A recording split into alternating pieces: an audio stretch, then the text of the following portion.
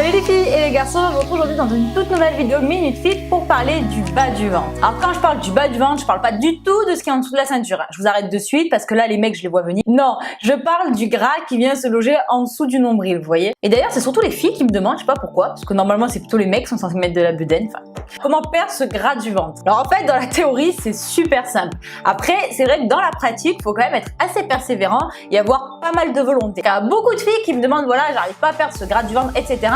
Mais en fait qui n'y mettent aucune intensité. Il faut mettre de l'intensité. Répète avec moi, intensité. Aller à la salle, ça vous donnera jamais un corps de malade. Comme aller à la bibliothèque, ça vous rendra pas intelligent. Non, il faut en fait tout donner, bosser et s'arracher à chaque fois que vous faites une séance. Si vous y allez décontracté, vous faites que papoter, vous chargez pas, vous êtes en fait sur vos acquis, vous n'aurez pas des résultats satisfaisants. Donc il faut y aller et il faut tout donner. Mais j'ai super chaud en fait. Oh, mais alors cet été avec les spots, je sens que je vais mourir. Ouh. Alors déjà, le premier conseil, en fait c'est un conseil avant conseil, donc voilà, c'est d'arrêter de croire que les crunchs vont vous aider. Les crunchs ne sont pas vos amis, on oublie ça. Les crunchs, ça va pas vous faire perdre le gras du ventre, c'est clair et net, il y a des méthodes beaucoup plus efficaces que se taper 500 crunchs tous les soirs, croyez-moi. Si vous voulez perdre du bas du ventre, en faisant un raccourci, en fait, faudrait presque pas travailler vos abdos. Bon, c'est un petit peu court-circuité, mais en gros, c'est pour vous dire que pour perdre le gras du ventre, il faut faire beaucoup d'exos polyarticulaires, notamment comme les squats. C'est des exos qui vont en fait solliciter notamment votre ceinture, on va pas y arriver, Ce sont des exos qui en fait sollicitent beaucoup votre ceinture abdo-lombaire. Donc vous allez solliciter vos abdos, mais surtout en fait vous allez beaucoup dépenser d'énergie pendant l'exercice lui-même parce que c'est des exercices qui sollicitent tout un tas de muscles différents, mais aussi après parce que vous allez continuer à brûler de l'énergie justement après la séance. Donc tu vois, c'est le genre d'exo en fait qui est vraiment double bénéf, un acheté, un offert. Ensuite, ce que vous pouvez faire à intégrer dans votre routine régulièrement, c'est faire du gainage. Donc ce sont en fait des exercices qui sont complètement différents de tout ce qu'on a l'habitude de faire comme les crunchs, etc.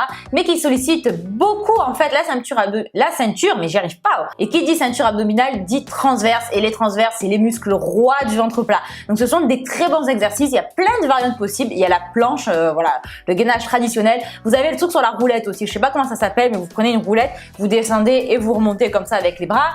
Vous avez aussi tout ce qui va être par exemple commando, ça va solliciter vos abdos, même les pompes en fait. Voilà, c'est ce type d'exo qui va vous faire travailler vos abdos sans que vous en rendiez presque compte. Après, concernant le cardio, puisque je sais que vous êtes toutes fans du cardio quand il s'agit de perdre du gras, je vous conseillerais plutôt de faire du cardio HIIT que du cardio long. Donc c'est vrai que voilà, le cardio, tout ce qui est 1 heure de footing, vous pouvez en faire 1 fois par semaine, mais c'est pas forcément ce qui est à privilégier au maximum, dans le sens où en fait ça va brûler de l'énergie sur le moment, moins après, et surtout ça risque en fait de vous faire fondre vos muscles. C'est vrai que tout ce qui est cardio HIIT, ça va vous faire brûler énormément d'énergie pendant la séance, aussi après, et surtout vous pouvez même prendre du muscle. Après ça va dépendre des exercices que vous allez faire, mais avec certains exos de cardio HIIT, vous pouvez même faire du développement musculaire. Donc c'est vraiment super intéressant. Je crois que tout le monde a vu un petit peu cette photo que j'aime pas forcément beaucoup parce que c'est vrai que ça fait très cliché, mais ça illustre assez bien le mécanisme. Enfin, le dernier conseil, c'est bien évidemment d'adopter une alimentation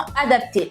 Donc à chaque fois, je vous le dis, je vous le répète, mais s'il y a une chose à faire pour avoir une bonne alimentation, c'est bannir les sucres. Donc quand j'entends sucre, j'entends tout ce qui est IG élevé, sucre rapide, etc.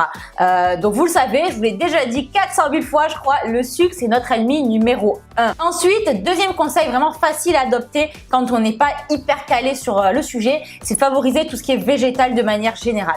Donc favoriser les fruits, les légumes, certains céréales, ça va en fait favoriser votre transit, ça va vous apporter plein de vitamines, de minéraux, etc.